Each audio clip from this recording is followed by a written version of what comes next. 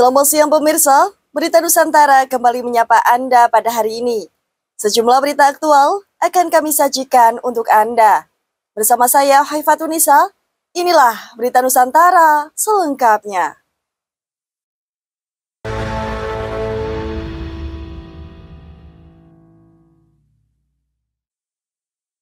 Informasi yang pertama pemirsa, Serikat Pekerja Pariwisata Jawa Barat dikabarkan akan mengajukan pemakzulan terhadap Gubernur Jawa Barat, Deddy Mulyadi melalui DPRD Jawa Barat.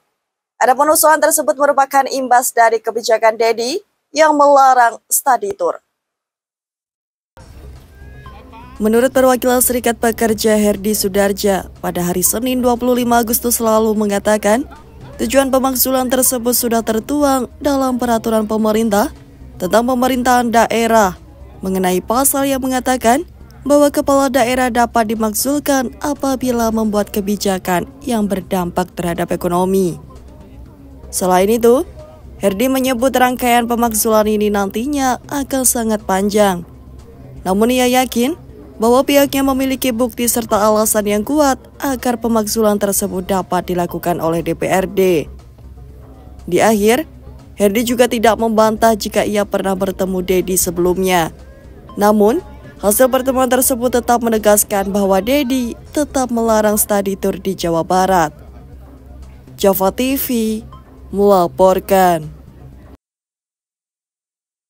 Informasi berikutnya pemirsa, Wakil Ketua DPR RI, Sufmi Dasko Ahmad, mengatakan bahwa anggota DPR pada bulan November mendatang tidak akan menerima tunjangan rumah sebesar 50 juta rupiah. Tunjangan ini nantinya hanya diberi hingga bulan Oktober mendatang. Hal tersebut diungkap oleh Dasko di Kompleks Parlemen pada Selasa 26 Agustus lalu. Dasko menyebut tunjangan tersebut nantinya akan diberikan bagi anggota DPR agar bisa mengontrak rumah karena anggota DPR periode 2024-2025 tidak lagi mendapat jatah rumah dinas. Selain itu, Dasko menyebut DPR tidak bisa memberikan secara langsung besaran tunjangan tersebut, melainkan skema pemberian tunjangan akan diberikan secara diangsur setiap bulan selama setahun. Adapun rinciannya, tunjangan ini diberikan oleh DPR kepada anggotanya dari mulai Oktober 2024 hingga Oktober 2025 nanti. Di akhir, Dasko menyebut bahwa polemik yang terjadi belakangan ini hanyalah kesalahpahaman, dikarenakan kurangnya informasi yang diberikan kepada masyarakat. Ia menegaskan, tunjangan rumah tersebut diberikan akibat dari anggota DPR periode sekarang ini tidak lagi mendapat jatah rumah dinas. Java TV melaporkan. Beralih ke ranah perayaan Hari Kemerdekaan pemirsa, sebanyak ribuan pelajar dari berbagai SMA hingga SMK di Kota Kediri mengikuti pagelaran Jalan Sehat di kawasan Gor Jayabaya pada Rabu lalu. Adapun kegiatan ini dalam rangka memperingati Hari Kemerdekaan Republik Indonesia. Hari Rabu 27 Agustus pagi, kawasan Gor Jayabaya dipadati oleh ribuan pelajar SMA dan SMK dari Kota Kediri untuk mengikuti kegiatan Jalan Sehat. Selain untuk menyehatkan serta memperluas koneksi siswa dari berbagai sekolah, acara ini juga menjadi catatan dalam perayaan HUT Kemerdekaan Republik Indonesia. Dengan mengusung tema pungli serta raih prestasi, Jalan Sehat ini diharapkan menjadi ajang kampanye wilayah Jawa Timur yang bebas dari kawasan pungli di lingkungan pendidikan. Dalam acara ini, Gubernur Jawa Timur Khofifah Indar Parawansa beserta dengan Wali Kota Kediri Vinanda Prameswati turut hadir dalam acara ini. Adapun dalam sambutannya, perempuan nomor 1 di Jawa Timur menegaskan bahwa Jawa Timur bebas dari pungli. Khofifah juga menyampaikan apresiasi serta pesan khusus kepada para murid agar senantiasa bangga menjadi bagian dari dunia pendidikan di Jawa Timur.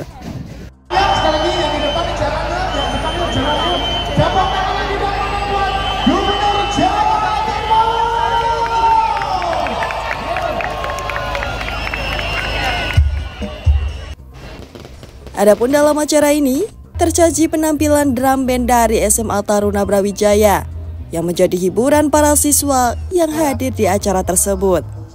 Sementara itu, keberangkatan para peserta dilepas oleh Khofifah dan Vinanda. Dalam acara ini, tersaji beragam door prize menarik. Salah satu door prize yang dinanti adalah 4 paket umroh yang dibagikan oleh panitia terhadap peserta yang terpilih. Tim Liputan, Jova TV melaporkan. Selanjutnya, staf ahli Menteri Keuangan bidang kepatuhan pajak, Yon Arsal mengungkap alasan atasannya untuk memajaki pedagang online. Yon menyebut, hal tersebut dikarenakan nilai transaksi ekonomi digital Indonesia kian meningkat. Hal tersebut diungkap oleh Yon pada sebuah diskusi daring bersama Ikatan Sarjana Ekonomi Indonesia Selasa 26 Agustus lalu. Yon menyebut, total transaksi penjualan online pada tahun 2024 adalah sebesar 1,4 triliun rupiah. Namun belum semua aktivitas ekonomi digital tertangkap pajak. Selain itu, Yon juga menyebut bahwa pajak untuk pedagang online diperlukan agar menciptakan keadilan di sistem pajak. Adapun semua transaksi, baik online maupun offline, akan sama-sama dikenai pajak ke depannya. Sementara itu, Menteri Keuangan Sri Mulyani menerbitkan Peraturan Menteri Keuangan Nomor 37 Tahun 2025 yang mengatur tentang pajak pedagang online. Adapun pemerintah menunjuk perusahaan dagang online seperti Shopee dan Tokopedia untuk memungut pajak dari pedagang online yang berjualan di lapak mereka. Sebagai tambahan informasi, nilai transaksi ekonomi digital di Indonesia kian meningkat dari tahun ke tahun. Adapun tahun 2018, nilai transaksi tersebut berada di kisaran 391 triliun rupiah. Namun pada tahun 2019 menjadi 556 triliun dan meningkat menjadi 620,6 triliun rupiah di tahun 2020. Jova TV melaporkan. Berikutnya pemirsa, ratusan siswa SMA Negeri 1 Kampak, Kabupaten Trenggalek, Jawa Timur menggelar aksi unjuk rasa di halaman sekolah pada Selasa 26 Agustus 2025. Mereka menuntut transparansi pengelolaan dana komite dan menyoroti dugaan pemotongan bantuan program Indonesia Pintar. Dalam aksi tersebut, para siswa menyampaikan keluhan terkait pungutan sekolah yang dinilai tidak jelas penggunaannya. Pungutan tersebut meliputi SPP bulanan, biaya seragam, amal jariah, infak Jumat, hingga tabungan akhirat atau tabarok. Perwakilan siswa Luciana Putri menjelaskan bahwa meski para siswa tetap membayar, pihak komite kerap menyatakan tidak memiliki dana saat ada kegiatan sekolah. Sejumlah guru bahkan harus menggunakan uang pribadi untuk membantu siswa mengikuti lomba. Senada dengan hal tersebut, Suci Nurma menyoroti dugaan pemotongan dana PIP. Sejumlah siswa penerima mengaku hanya menerima sebagian kecil dari jumlah dana yang seharusnya. Aksi ini dilakukan karena tidak adanya transparansi dari dana komite. Dan itu pun kami tadi sempat meminta data siswa yang sudah membayar dan belum, itu tidak boleh karena alasannya takut ketahuan LSM. Padahal kami hanya meminta data yang sudah membayar dan belum. Dan anehnya lagi, setiap ada kegiatan di sekolah baik di dalam maupun di luar sekolah itu katanya tidak ada dana dari komite. Jadi siswa-siswi yang mewakili sekolah untuk lomba itu pasti memakai uang sendiri untuk konsumsi, transportasi, pendaftaran, dan ada juga beberapa bapak ibu guru yang bisa dikatakan torok untuk membiayai lomba tersebut. Sebenarnya poin utama dari kami menyuarakan ini tersebut hanya meminta transparansi dana komite, tidak lebih. Jadi kita itu hanya menuntut sebuah kejelasan dana itu dikeluarkan untuk apa saja, dan mungkin itu sebagian ya dugaan kita saja itu banyak yang diselewengkan. Jadi mungkin dari teman-teman ini hanya menuntut transparansi dana komite saja, tidak lebih. Tapi karena mungkin teman-teman tadi sudah kepalang emosi, akhirnya merembet kemana-mana. Kalau dari siswa sendiri itu seragam, SPP per bulan, amal jariah, sama tabarot, sama infak setiap Jumat. Tabarot itu tabungan akhirat untuk pembangunan masjid. Pembangunan masjid. Jadi sebenarnya di sini banyak sekali infak-infak, tapi nggak tahu uangnya mana. Kalau PIP itu banyak sekali laporan dari siswa-siswi yang mendapatkan PIP bahwa PIP itu dipaksa untuk memotong dari pihak komite. Bahkan teman saya sekelas itu mendapatkan PIP sebesar 1.800.000. Itu dipotong untuk membayar SPP selama 1 tahun dan juga amal jariah. Dia hanya mendapatkan uang 200.000. Beratnya sebagai bendahara komite bilang gini, kamu butuh apa saja sampai nggak mau membayar SPP dan juga amal jariah. Padahal SPP sama amal jariah itu kalau dipikir-pikir itu masih tanggung jawab orang tua. Dan PIP itu adalah hak siswa. Kenapa langsung dipotong tanpa ada komunikasi? Hingga berita ini ditulis, pihak sekolah maupun komite belum memberikan keterangan resmi terkait aksi dan tuduhan dari para siswa. Mereka berharap ada respon dari pihak sekolah dan dinas pendidikan untuk menindaklanjuti aspirasi secara serius. Andi Setiawan, Jova TV, melaporkan. Selanjutnya dari Amerika Serikat, pemirsa, Presiden Amerika Serikat Donald Trump mengancam akan mematok tarif impor sebesar 200% untuk barang-barang Cina jika Cina tidak mengekspor magnet ke Amerika Serikat.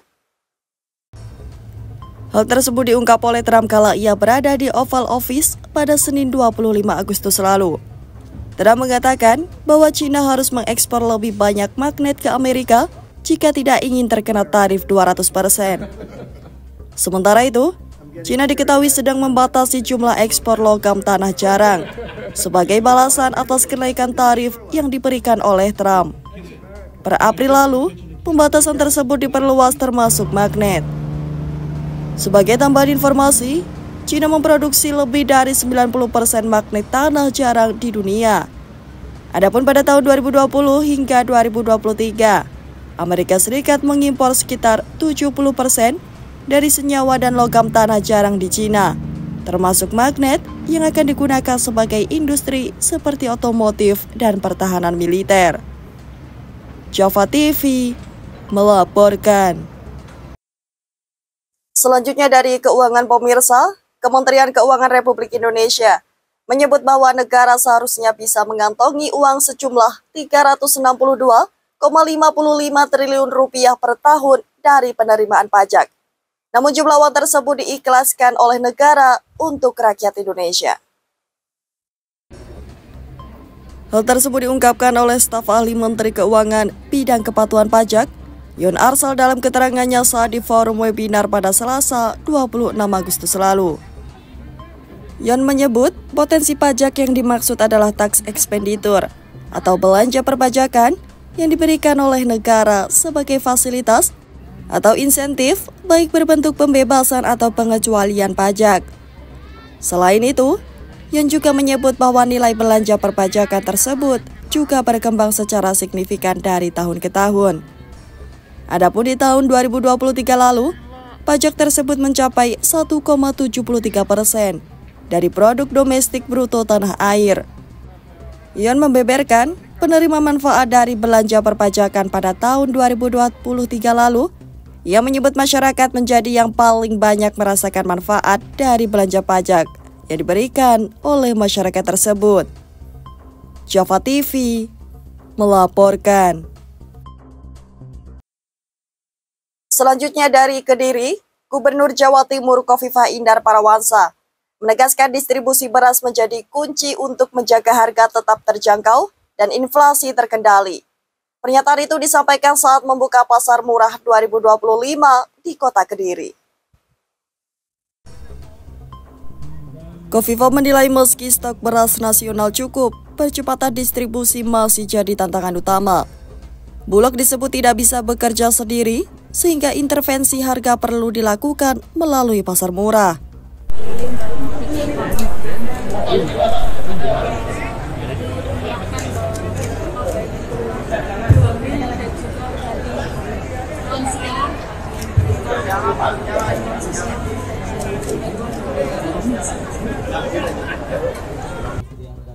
Dalam pasar murah, Pemprov menyiapkan 10 ton beras di setiap lokasi dengan harga di bawah head.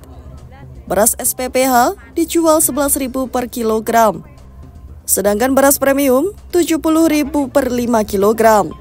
Untuk beras SPHP hanya 55.000 per 5 kilogram. Kita memang terus berpikir untuk menyiapkan pasar murah. Sebetulnya fokusnya pada logistik. Jadi biasa kemudian untuk sering dengan UKM kecil yang ada di sini. Konsumsi rumah tangga itu paling tinggi beras. Maka beras prioritas utama. Sistem pasar murah biasanya 10 ton beras disediakan dengan harga di bawah HIT. SPHB itu HIT-nya 12.500. Di sini dijual 11.000. Maka bagi warga Kota Kediri yang masih memungkinkan di sini, stoknya masih cukup banyak berasnya. Kemudian ada gula. Gula ini dari Food ID. Gula dari Food ID itu HIT-nya saja 17,5. Tapi di sini dijual 14. Jadi jauh di bawah HIT. Jadi juga minyak goreng. Minyak kita di sini dijual 13.000. Oleh karena itu, kita berharap bahwa intervensi logistik yang insya Allah lebih terjangkau oleh masyarakat luas, kita terus mendorongkan. Setelah dari sini, kita akan lanjut ke Kabupaten Malang, juga ada pasar murah. Kemarin kita juga bikin pasar murah di Kota Blitar dan Tulungagung. Pokoknya kita ingin berkeliling untuk bisa memberikan layanan logistik yang makin terjangkau oleh masyarakat luas. Di Kediri, pasar murah menyediakan beras premium 11.000 per kilogram, beras premium 14.000, minyak kita 13.000 per liter, telur 22.000 per pak, tepung 10.000 per kilogram, gula 14.000 per kilogram, bawang putih 6.000 per 250 gram, dan bawang merah 7.000 per 250 gram. Adapun Wali Kota Kediri Vinanda Prameswati menyebut pasar murah juga menyalurkan bantuan sosial untuk balita, ibu hamil, dan lansia. Sementara itu, Widya Oktavianti, warga Mojoroto menyampaikan, kalau beras SPHP di luar harganya 63.000, di sini 55.000. Kalau minyak di luar 17.000, di sini 13.000. Selain itu, program pasar murah juga melibatkan UMKM lokal. Pemerintah berharap langkah ini mampu menekan inflasi dan menjaga daya beli masyarakat di tengah fluktuasi harga pangan. Distribusi cepat, harga terjangkau, dan inflasi terkendali, itulah 3 target yang diusung pemerintah Provinsi Jawa Timur melalui Pasar Murah 2025. Ahmad Ion, Java TV, melaporkan. Beralih ke informasi lainnya pemirsa, Komisi Pemberantasan Korupsi menduga bahwa Gubernur Kalimantan Barat, Ria Norsan mengetahui proyek Jalan Dinas Pekerjaan Umum dan Penataan Ruang di Kabupaten Mempawah dikorupsi. Hal tersebut diungkap oleh PLT Deputi Penindakan dan Eksekusi, Asep Guntur dalam keterangan pada Senin 25 Agustus lalu, yang menduga bahwa Gubernur Ria yang juga mantan Bupati Mempawah pasti mengetahui proyek tersebut dari penganggaran hingga pelaksanaan. Selain itu, Asep mengatakan bahwa pihak penyidik telah melakukan pemeriksaan terhadap Ria Norsan. Asep berpendapat penyidik KPK mengejar peran Ria dalam kasus korupsi jalan tersebut yang merugikan negara hingga 40 miliar rupiah. Di akhir, Asep mengatakan bahwa penyidik KPK telah berulang kali pergi ke Kabupaten Mempawah guna melakukan pemeriksaan sejumlah saksi serta penggeledahan di beberapa lokasi. Selanjutnya, Asep menambahkan bahwa KPK akan memutuskan status hukum Ria jika sudah menemukan bukti yang cukup.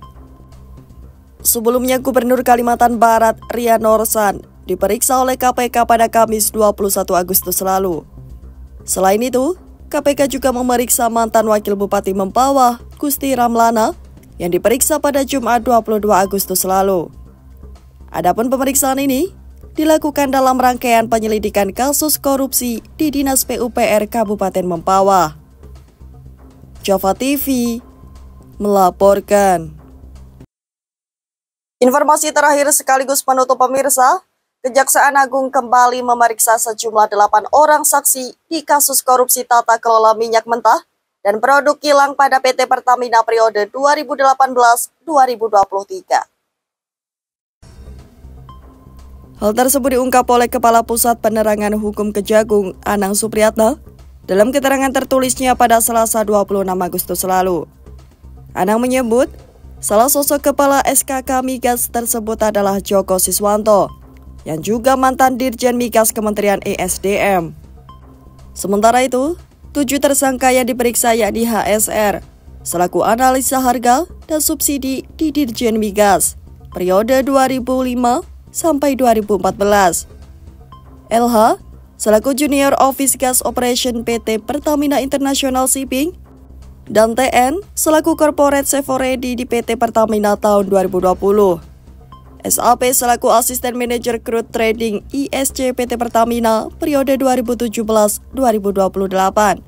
TH selaku SVP Shared Service PT Pertamina dan ES selaku Dirjen Migas pada Kementerian ESDM pada Kementerian ESDM tahun 2017. Dalam pemeriksaan ini, Anang tidak menjelaskan lebih jauh perihal materi pemeriksaan terhadap 8 saksi tersebut. Ia hanya mengatakan bahwa pemeriksaan ini dilakukan untuk melengkapi berkas perkara. Dalam kasus ini, Kejagung menyebut bahwa total kerugian negara mencapai 285 triliun rupiah, yang terdiri dari kerugian keuangan negara sebesar 193 triliun rupiah dan 91 triliun rupiah dari kerugian perekonomian negara. Java TV melaporkan. Baik pemirsa, informasi tadi sekaligus menjadi penutup perjumpaan kita hari ini. Saya Haifatunisa dan segenap tim redaksi yang bertugas pamit undur diri. Selamat siang, salam berita Nusantara.